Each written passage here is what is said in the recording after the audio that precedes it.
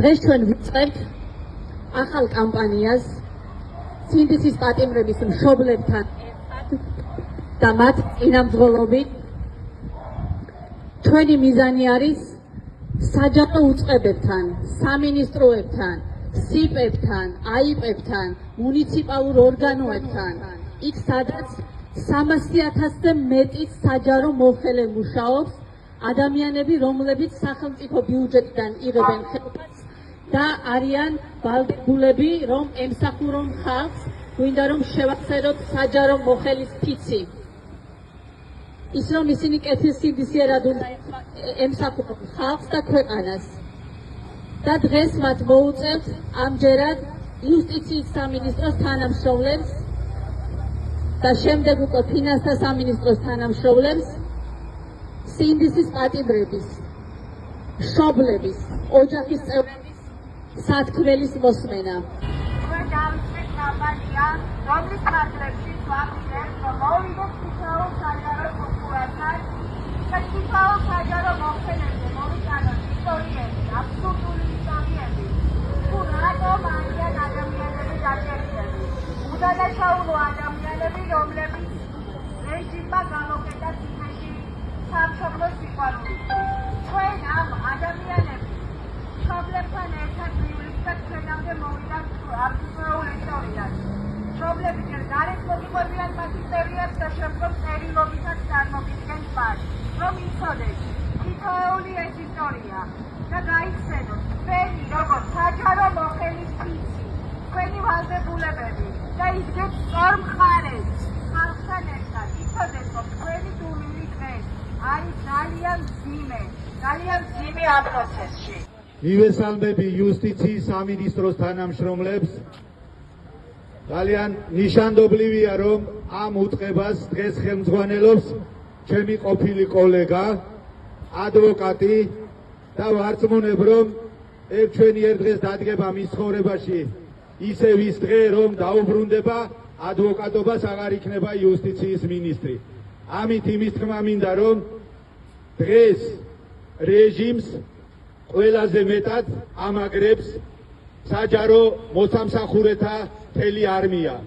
კერძოდ არა მხოლოდ მინისტრები, არამედ შუარგოლის ჩვეულებრივი სამსახურის უფროსები, განყოფილების უფროსები, სპეციალისტები და ასე შემდეგ. მიუხედავად იმისა, რომ აქვთ მათ დარწმუნებული ვარ რაღაც პროტესტის გრძნობა, ის შიში ვერ გადაულახავთ, რომ ეს ღიად თქვან და გამოუცხადონ საზოგადოებას. თუმცა ერთი რამე უნდა დაიმახსოვროთ.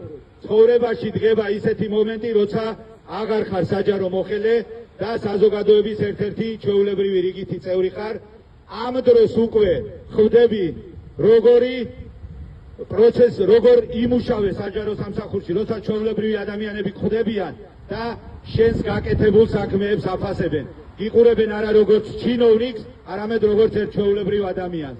აქედან გამომდინარე, ყველა წმინდა მოგიწოდოთ, რომ ყოველთვის იყავით მოწოდების სიმაღლეზე, ყოველთვის დაიცავით თქვენი უფლებები და არასოდეს არავის არ მისცეთ იმის უფლება, რომ თქვენზე იძალადოს, თქვენს აზრზე იძალადოს, თქვენს გამოხატვის თავისუფლებაზე იძალადოს.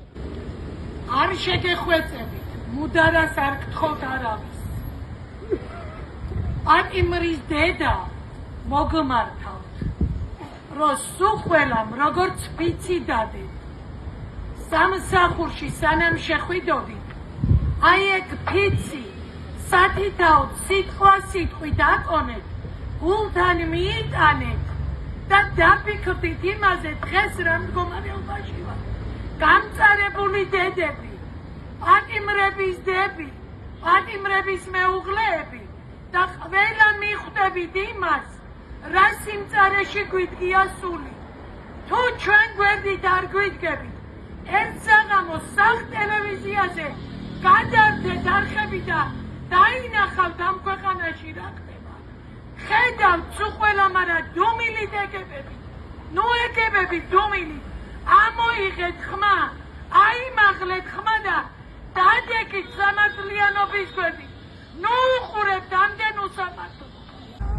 ყველას წყალზე დაგიკაკუნებენ, არავის არ დაგინდობენ, ჩემს შვილს ასევე პარკაული გამოიყენეს, ჩემი შვილი, რომელიც ჭავჭავაძეზე დააღწოდა, რამის დააღწოდა 10 დღეა. ეხლა აღარ ჭირდებათ პარკაული რეჟიმს და ფაქტად დარჩა, რომ ნაგავზე მოისროლეს და ჭხრეკა ჩაუტარეს. აი ეს სუხველას მოგადგენიან, გამოგიყენებენ და ნაგავსაყრელზე გადადაგდებენ. ჩვენი შვილები უდანაშაულოები არიან. არაფერი დანაშაული ამათ არ აქვს ჩადენილი სამშობლოს სიყვარულის გარდა. გთხოვთ, დადგეთ ჩვენს გვერდით, თორემ მოვა ის დრო, როცა თქვენ ფარებზეც მოაკაკუნებს ეს უსამართლობა. რა უსამართლობა ხდება ეხლა ჩვენ საქართველოში? პრემიერ-მინისტრებს და ამ თავიან ხალხს ხომ მიადგნენ? თქვენც მოგადგენიან, თქვენ შვილებსაც, აი როცა ამ რუსული რეჟიმი თქვენ შვილებს უკრაინაში საომრად რომ წაიყვან, მერე მიხვდებით სუყელანი ალბათ. თუ რა გამოკითხაობაში ცხოვრობთ და რა გამოკითხაობაში არიან ჩვენი შვილები. მოგმართავთ, რომ არ დაემორჩილოთ, გამოხატეთ პროტესტი ამ ეგრეთ წოდებული მთავრობის წინააღმდეგ, თორემ ხვალ იქნება გვიანი. შემდეგ არავინ არ დაიცავს თქვენ შვილებს, არც მე, არც ხვები, იმიტომ რომ სუყელანი ციხეში აღმოჩნდებით, როგორც ესენი გვიპირებენ. გთხოვთ, გამოფხიზლეთ და გამოგზავნეთ გარეთ.